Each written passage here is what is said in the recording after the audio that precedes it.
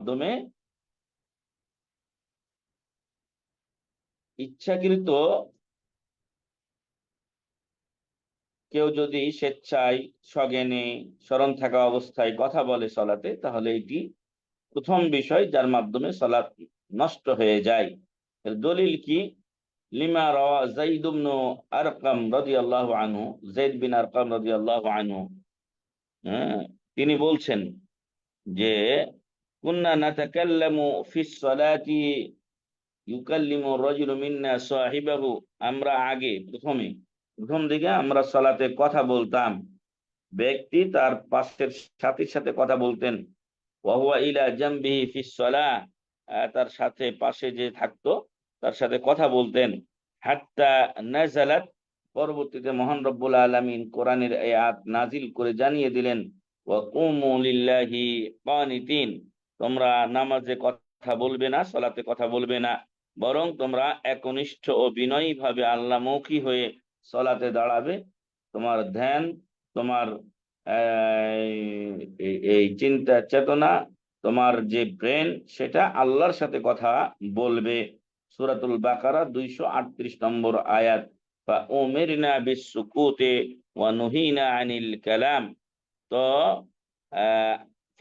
ফাআমারানা বিসসুকুতি ওয়া ফাউমিরনা বিসসুকুতি ওয়া নুহিনা আনিল কালাম।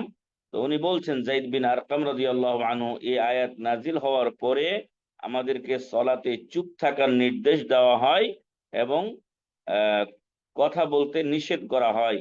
তাহলে এক নাম্বার বিষয় যার মাধ্যমে আমাদের সলাত নষ্ট হয়ে যেতে পারে, সেটা হলো স্মরণ থাকা অবস্থায় স্বেচ্ছায় সলাতে কথা বলা। তবে কেউ যদি না জানার কারণে অথবা ভুলে কথা বলে ফেলে, তাহলে তার সালাত নষ্ট হবে না। যেমনটি মুআবিয়া বিন হাকাম আস-সুলামি রাদিয়াল্লাহু আনহু বর্ণিত হাদিসে এসেছে, তিনি না জানার ফলে, তিনি না জানার কারণে, উনি ছিলেন না, উনি যখন ছিলেন তখন কথা বলা জায়েজ ছিল বা কথা বলতেন সাহাবারা, নিষেধ করা হয়নি তখনও।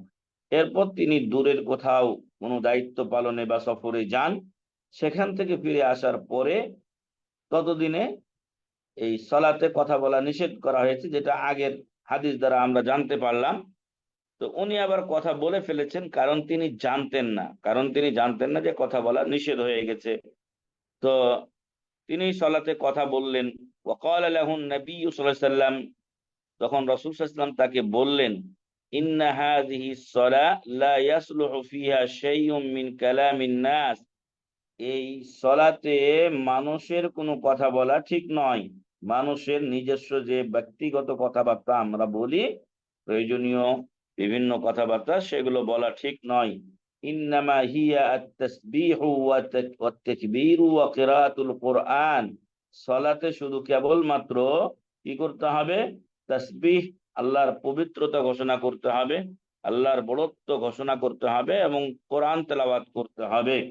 তো এই হলো সালাত, তাই এখানে মানুষের কথা বলা ঠিক নয়। রাওয়াহু মুসলিম। ওয়ালাম ইয়ামুরুহুন নবী সাল্লাল্লাহু আলাইহি ওয়াসাল্লাম বিল ইয়াদা, দলিলের আরেকটা বিষয় হলো যে এই সালাতটা তার নষ্ট হয়নি, কারণ তিনি না জেনে কথা বলেছিলেন। আর এখন তো জানা বিষয় এটা, তারপরেও কেউ না জেনে থাকলে তার সালাতটা নষ্ট হবে না। কেননা আল্লাহ রাসূল সাল্লাল্লাহু আলাইহি ওয়াসাল্লাম মুআবিয়া বিন হাকাম আস-সুলামি রাদিয়াল্লাহু আনহুকে যেই সলাতে তিনি কথা বলেছিলেন বা সলাৎ ভঙ্গকারী বিষয় তার দ্বারা সংঘটিত হয়েছিল, তিনি তাকে ওই সলাৎটা পুনরায় দোহরাতে বলেননি। বলার অপেক্ষা রাখে না যে মুবতিলাতুস সালাহ যখন আমরা বলছি, তো এই কারণগুলো কারো মাঝে যদি ঘটে, তাহলে তার সালাত বাতিল হয়ে যাবে এবং ওই ঈদুস সালাহ, তাকে পুনরায় সালাত আদায় করতে হবে। যদি এক নাম্বার বিষয় আমরা যেটা বলেছি, তারপরে বাকিগুলো আসবে ইনশাআল্লাহ, যে ইচ্ছাকৃত সজ্ঞানী স্মরণ থাকা অবস্থায় কথা বলা, যদি ভুলে অথবা না জানার কারণে কেউ কথা বলে, তাহলে তার সালাত বাতিল হবে না, যেটি মুআবিয়া বিন হাকাম আস-সুলামি রাদিয়াল্লাহু আনহুর হাদিস থেকে পাওয়া যায়। তিনি কথা বলেছিলেন বা এরকম সালাত বিনষ্টকারী কাজ তার দ্বারা হয়েছিল, কিন্তু রাসূল সাল্লাল্লাহু আলাইহি ওয়াসাল্লাম তাকে ওই সালাত দোহরাতে বলেননি, কারণ তিনি এটা জানতেন না। তারপরে 2 নাম্বার সালাত ভঙ্গকারী বিষয় হচ্ছে আদ-দাহিকু। আদ-দাহিকু আপনার এই সালাতের মধ্যে হাসাহাসি করা। হ্যাঁ, সালাতের মধ্যে হাসা, এটা অনেক সময় কিছু সফিহ নির্বোধ লোকদের দ্বারা হয়। সে দাঁড়িয়েছে মহান রব্বুল আলামিনের সামনে, যেখানে কাকতি মিনতি বিনয় নম্রতা সহকারে আল্লাহর ভয় ভীতি সহকারে দাঁড়াতে হবে। সেইখানে সে হাসাহাসি করছে। সে যদি কোনো দুনিয়ার চেয়ারম্যান মেম্বারের সামনে দাঁড়াতো, তাহলে কি সে হাসাহাসি করতে পারতো? সে কি দুনিয়াতে কোনো রাজা বাদশার সামনে দাঁড়ালে এরকম হাসাহাসি করতে পারতো? অথচ সে দাঁড়িয়েছে রাজাধিরাজ মহান রব্বুল আলমিনের সামনে, আর সেখানে সে হাসাহাসি করছে। আর এই হাসাহাসি সলাত বিনষ্ট হওয়ার অন্যতম একটি কারণ। কালা ইবনুল মুনজির রাহিমাহুল্লাহ, ইমাম ইবনুল মুনজির রাহিমাহুল্লাহ তিনি বলছেন যে আজমা আজমা আল উলামা আলা আন্না আদ-দাহিকা ইউফসিদু সালাহ। সকল ওলামা ইকরাম একমত যে যদি কেউ নামাজে হাসাহাসি করে তাহলে তার সালাত নষ্ট হয়ে যাবে। 3 নাম্বার হচ্ছে আল আকলু ওয়াশ শুরবু। আল আকলু ওয়াশ শুরবু, খাওয়া এবং পান করা। খাওয়া এবং পান করা, এই মর্মে তিনি বলছেন আজমা কুল্লু মান নাহফাযু আনহু আন্না মান আকালা ওয়া আও শারিবা ফিল ফারদি আমিদান আন্না আলাইহি আল ইয়াদা। সকল উলামা ইকরাম এই ব্যাপারে একমত যে যে ব্যক্তি ইচ্ছাকৃতভাবে সালাতে, বিশেষ করে ফরজ সালাতে পানাহার করবে, আন্না আলাইহিল ইয়াদা, তার সালাত বাতিল হয়ে যাবে এবং তাকে পুনরায় এই সালাত আদা করতে হবে। তো হলো 3 নাম্বার বিষয়। 1 নাম্বার ছিল ইচ্ছাকৃত কথা বলা, 2 নাম্বার হাসাহাসি করা, 3 নাম্বার ইচ্ছাকৃতভাবে পানাহার করা। তারপরে 4 নাম্বার হচ্ছে ইনকিশাফুল আওরা। ইনকিশাফুল আওরা, যদি কারো সতর খুলে যায়, পুরুষের নাভি থেকে হাঁটু পর্যন্ত উভয়টা ঢেকে তাকে সালাত আদায় করতে হবে। আর কারো যদি এই সতর খুলে যায় তাহলে তার সালাত বাতিল হয়ে যাবে। কেননা লিআন্না সাতরাল আওরাতি শারতুম মিন শুরুতিস সালাহ, সতর ঢাকা এটা সালাতের অন্যতম একটি শর্ত। আর শর্তের সংজ্ঞায় বলা হয়েছে যে শর্ত হলো ওই জিনিস যেটা ছাড়া উক্ত কাজ সম্পাদন করা সম্ভব নয়। যেমনটি আমরা বলেছিলাম ইতিপূর্বে যে আপনি চাকরি করতে চান, চাকরির জন্য বেশ কিছু শর্ত দরকার, পূরণ করতে হয়। তো সেই শর্তগুলো যদি কারো মাঝে না থাকে তাহলে তার তার উক্ত চাকরিতে দরখাস্ত করারও কোনো সুযোগ থাকে না। ধরেন এখন দিয়েছে মাস্টার্স পাস হতে হবে, কিন্তু সে মাস্টার্স পাস নয়, ডিগ্রি পাস, ফলে তার দরখাস্ত করাই চলবে না। ওই রকম কারো যদি যেগুলো সালাতের আমরা শর্ত বলেছিলাম, তার মধ্যে একটা ছিল সাতরুল আওরা, সকলের জন্য, নারী পুরুষ উভয়ের জন্য নিজ নিজ যে সতর সেটা ঢাকতে হবে। এখন এটা শর্ত, আর এটা যদি নষ্ট হয়ে যায় তাহলে সালাত বাতিল হয়ে যায়। এটা 6ষ্ঠ পরিচ্ছেদে আমরা উল্লেখ করে এসেছিলাম। ফাইদান কাশাফাতিল আওরাতু আমাদান বাতালাত সালাহ। অতএব কারো যদি জেনে শুনে তার এই সতর খুলে যায়, বা এমন সে পোশাক পরে যেটাতে তার সতর খুলে যায়, দেখা যায়, তাহলে তার সালাত বাতিল হয়ে যাবে। আর এটা আমরা দেখেছি অনেক ভাইদের যারা ওই প্যান্ট বা শার্ট বা টি শার্ট জাতীয় জিনিস পরে, গেঞ্জি ধরনের জিনিসগুলো পরে, তো প্যান্ট পরে নিচে যখন রুকু বা সাজদায় যায় তখন পিছনের নিতম্বের মেলা অংশ অনেক সময় অনেকের বের হয়ে যায়, যেটা সতরের অংশ। নাভি বরাবর এখান থেকে নিয়ে তার সতর, এখন যদি কিছুটা অংশ, এতটুকু অংশ বের হয়ে যায় তাহলে তার সালাত নষ্ট হয়ে যায়। এই জন্য যারা এই টি শার্ট বা এরকম ধরনের গেঞ্জি পরে সালাত আদায় করেন কোনো সময়, তারা সাবধান থাকবেন যেন পিছনে আপনার সতর খুলে না যায়, সেদিকে খেয়াল রাখতে হবে। তারপরে 5 নাম্বার বিষয় হচ্ছে আল ইনহিরাফুল কাসীর আন জিহাতিল কিবলা। আল ইনহিরাফ আল কাসীর আন জিহাতিল কিবলা, কিবলামুখী হওয়া এটাও একটা শর্তের মধ্যে ছিল। قد نرى تقلب وجهك في السماء فلنولينك قبلة ترضاها ফাওয়াল্লি ওয়াজহাকা শাতরাল মসজিদিল হারাম। আল্লাহ রাসূল সাল্লাল্লাহু আলাইহি ওয়াসাল্লাম সালাত ফরজ হওয়ার পরে তিনি বাইতুল মাকদিস, প্যালেস্টাইন, মসজিদে আকসা, এই মসজিদে আকসার দিকে মুখ করে 16 বা 17 মাস তিনি সালাত আদায় করেছিলেন। কিন্তু তার মনের ইচ্ছা ছিল যদি কেবলাটা কাবা ঘরের দিকে পরিবর্তন করা হতো তাহলে কতই না ভালো হতো। তো মহান রব্বুল আলামিন তার এই মনের আকাঙ্ক্ষার কথাই কোরআনে উল্লেখ করে বলছেন যে ক্বাদ নারা তাকাল্লুবা ওয়াজহিকা ফিস সামা, আপনার চেহারা বারবার আপনি আকাশ পানে দিচ্ছেন যে আল্লাহর পক্ষ থেকে যেন কাবার দিকে কিবলা ফেরানো হয়, এই আশায়। তো আল্লাহ তাআলা বললেন ক্বাদ নারা তাকাল্লুবা ওয়াজহিকা ফিস সামা ফালানুওয়াল্লিয়ান্নাকা কিবলাতান তারদাহা, অবশ্যই আমি আপনাকে এমন এক কিবলার দিকে আপনার চেহারা ফিরিয়ে দেব যাতে আপনি খুশি হয়ে যাবেন। আজ ফাওয়াল্লি ওয়াজহাকা শাতরাল মসজিদিল হারাম, অতএব এখন থেকে আপনি মসজিদে হারাম কাবা শরীফের দিকে মুখ ফেরান। তো যাই হোক, তো এটা হলো নিয়ম যে আমাকে আপনাকে কেবলামুখী হয়ে সালাত আদায় করতে হবে। যেই লোক কোনো ফাঁকা জায়গাতে আছে বা এমন জায়গাতে যেখানে সে কেবলা চেনে না, আর সে আহ সালাত আদায় করে নিল আর গায়রে কেবলার দিকে তার সালাত হয়ে গেল, তার সালাত বাতিল। হ্যাঁ, তাকে অবশ্যই চেষ্টা করতে হবে, চেষ্টা করতে হবে কেবলা জানার জন্য।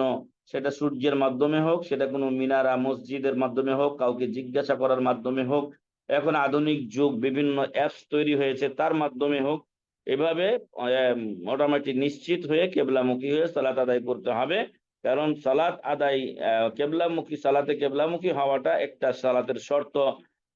ফাইদান হারাফা আনিল কিবলাতি ইনহিরাফান কাসীরান আমিদান বাতালাত সালাতুহু, এখন যদি কেবলা এদিক থেকে সে অনেকটা এদিকে বা এদিকে হয়ে গেছে তাহলে তার সালাত বাতিল হয়ে যাবে। সামান্য কিছু এদিক ওদিক হলে ইনশাআল্লাহ সালাত নষ্ট হবে না, বিশেষত যদি কোনো ইজতিহাদি বিষয় থাকে কেবলা নির্ধারণের ক্ষেত্রে। তো এই গেল 5 নাম্বার। 6 নাম্বার হলো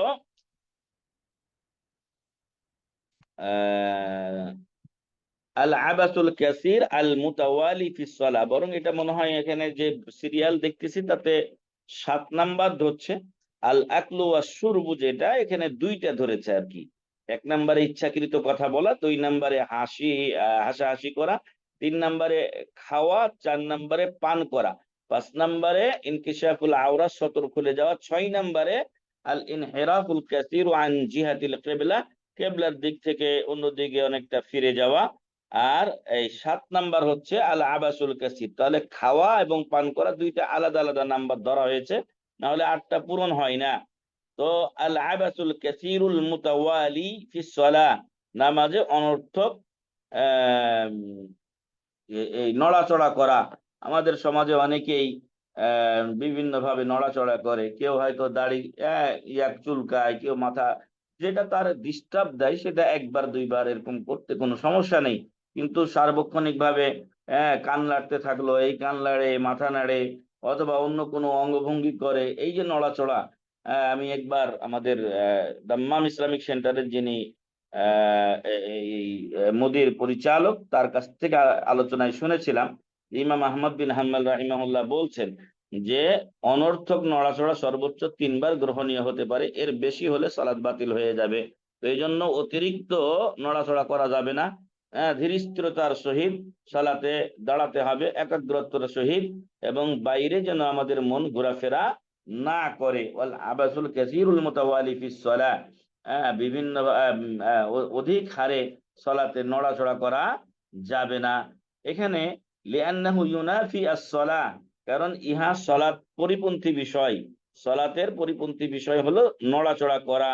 আম্মাল হারাকাতুল ইয়াসিরা লিল হাজাতি ফালা তাবতুলুস সালাহ, কিন্তু প্রয়োজনের ক্ষেত্রে সামান্য কিছু যদি নড়তে হয় তাহলে সালাত নষ্ট হবে না। ফাকাদ সাবাতা আন্না নবী সাল্লাল্লাহু আলাইহি ওয়াসাল্লাম সাল্লা আলাল মিম্বার, আল্লাহ রাসূল সাল্লাল্লাহু আলাইহি ওয়াসাল্লাম থেকে প্রমাণিত হয়েছে তিনি একদিন সালাত আদায় করে দেখিয়েছিলেন সাহাবায়ে কিরামকে মিম্বারের উপরে। সুম্মা ওয়া নাযালা ওয়া সাজাদা আলাল আরদ, প্রথম সালাতটুকুর অংশটুকু তিনি ওই মেম্বারের উপরে দেখিয়েছেন, কিন্তু যখন তার সাজদা করার সময় হয়েছে তখন মেম্বার থেকে নেমে তিনি সাজদা করেছেন, কারণ মেম্বারের উপরে সাজদা করা যায় না, এটা তাক তাকওয়ালা। রাওয়াহুল বুখারী ওয়া ফাতাহা লি আয়েশাতাল বাবা ওয়া হুয়া ফিস সালাহ। আর একবার আয়েশা রাদিয়াল্লাহু আনহা ঘরের বাইরে ছিলেন, আর রাসূল সাল্লাল্লাহু আলাইহি সাল্লাম ঘরের ভিতরে ছিলেন সালাতে।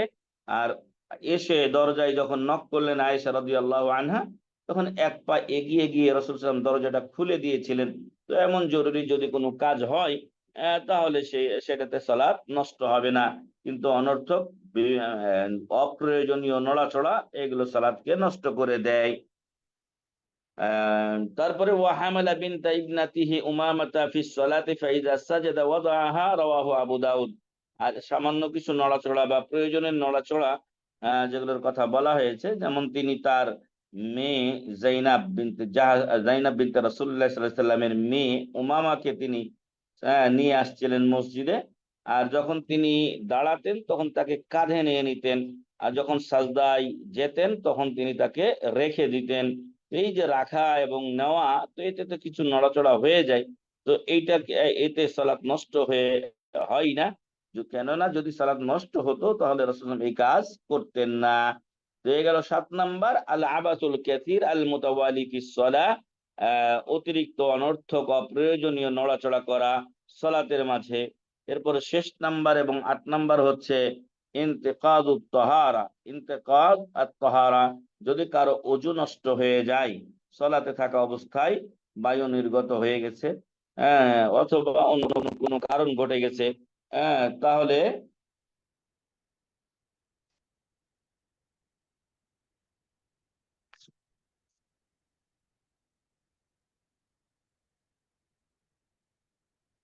ইন্তিকাদুত তাহারা, যদি কারো পবিত্রতা নষ্ট হয়ে যায়, ওযু নষ্ট হয়ে যায়, তাহলে তারও সালাত নষ্ট হয়ে যাবে। ওযু ছুটে গিয়েছে, নামাজে ছিলাম, বায়ু নির্গত হয়ে গেছে, অথবা সরাসরি লজ্জা স্থানে হাত লেগে গেছে কোনোভাবে, হয়তো তার কাপড় ছিঁড়া ছিল, আহ এমনি স্বাভাবিক যে হয়তো কোনো এই এই চুলকানি বা খুজলি কারণে সে চুলকাতে গেছে, তখন হয়তো তার হাত সরাসরি লেগে গেছে সেই ছেঁড়া দিয়ে বা কিছু, এমনটি যদি হয় তাহলে তার ওযু নষ্ট হয়ে যাবে। তাকে আবারও ওযু করে এসে পুনরায় নামাজ আদা করতে হবে। লিআন্না তাহারাতা, কেননা পবিত্রতা শারতুম মিন শুরুতিস সালাহ, সালাতের যে শর্তগুলো রয়েছে তার মধ্যে অন্যতম। ফালা তাসিহু সালাতু ইল্লা বিহা, অতএব পবিত্রতা ছাড়া সালাত হবে না। ক্বালা আলাইহিস সালাতু ওয়াস সালাম, আল্লাহ রাসূল সাল্লাল্লাহু আলাইহি ওয়াসাল্লাম বলেছেন, লা ইয়াকবালুল্লাহু সালাতা আহাদিকুম ইযা আহদাসা হাত্তা ইয়াতাওয়াদ্দা। তোমাদের কেউ যখন তার বায়ু নির্গত হয়ে যায় তখন ওযু না করা পর্যন্ত আল্লাহ তার ওই সালাত আর কবুল করেন না। মুত্তাফাকুন আলাইহি, বুখারী ও মুসলিমের হাদিস। তো সম্মানিত দিনী ভাইগণ, নিজেকে নাসিহা করি, আপনাদেরও বলি, আসুন এই বিষয়গুলো আমাদের জানা থাকা জরুরি। কারণ এমনও হতে পারে যে এই কাজগুলোর কোনোটি আমাদের দ্বারা যদি হয়ে যায়, আর জানা না থাকে, তাহলে আমি সালাত মনে করব যে হয়ে গেছে, অথচ বিষয়টি আমাদের না জানার কারণে সালাত আমার বাতিল হয়ে গেছিল। এই জন্য এটা জানতে হবে, জানতে হবে, জানাতে হবে। তো সেই বিষয়গুলো আরেকবার আমরা হেডলাইন গুলো আপনাদের সামনে পেশ করে শেষ করব ইনশাআল্লাহ। সালাত বাতিলকারী, বিনষ্টকারী, নষ্টকারী বিষয় হলো 8টি। 1 নাম্বার, ইচ্ছাকৃতভাবে কথা বলা, তবে কেউ যদি না জানার কারণে এবং ভুলে কথা বলে তার সালাত নষ্ট হবে না। 2 নাম্বার, আদ-দাহিকু, সালাতে হাসাহাসি করা। 3 নাম্বার, খাওয়া। 4 নাম্বার, পান করা। 5 নাম্বার, ইনকিশাফুল আওরা, সতর খুলে যাওয়া। 6 নাম্বার হচ্ছে কেবলার দিক থেকে অন্যদিকে অন্যমুখী হয়ে যাওয়া বা অনেকটা ঘুরে যাওয়া। আর 7 নাম্বার হচ্ছে আল আবাসুল কাসিরুল মুতাওয়ালি ফিস সালাহ, সালাতে অতিরিক্ত নড়াচড়া করা প্রয়োজনের বাহিরে। তারপরে 8 নাম্বার হচ্ছে ইন্তেকাদুত তাহারা, যদি কারো ওযু নষ্ট হয়ে যায় তাহলে সালাত তার বাতিল হয়ে যাবে, সে চলে যাবে সালাত ছেড়ে এবং ওযু করে এসে আবারও সালাতে যুক্ত হবে, এবং যেখান থেকে পাবে সেখান থেকে তার শুরু বলে গণ্য হবে, আগের সালাতটা তার গণনায় আসবে না।